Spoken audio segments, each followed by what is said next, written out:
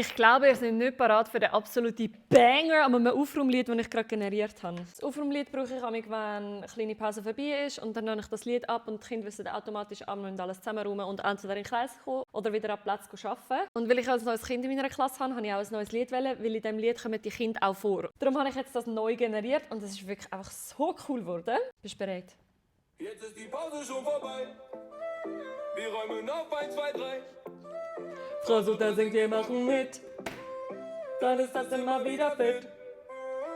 Ja, spielt Instrumente, sind ganz fein.